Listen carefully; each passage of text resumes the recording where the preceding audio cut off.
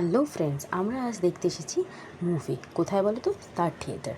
কী movie দেখতে এসেছি দেবের ধূমকেতু। চলো, এবার আমরা ঢুকছি।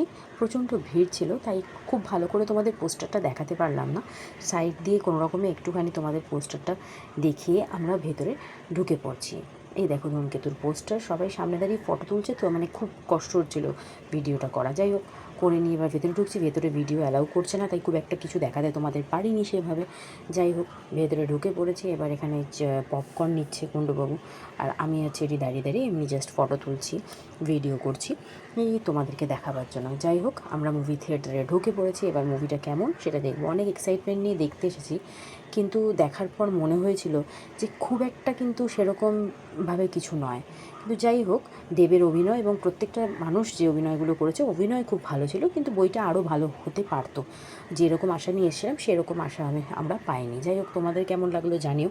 এ দেখো, জাতীয় সঙ্গীত শুরু হয়ে গেছে। এবার আমরা বসেও গেছি, মুভি স্টার্ট হবে। দেখাচ্ছে দেব ব্যানারের ছবিটা। যাই হোক, আমরা এখানে তোমাদেরকে একটু হাই করে নিলাম। আমাদের পপকর্ন এসে গেছে। এবার আমরা মুভি দেখতে শুরু করে দিয়েছি।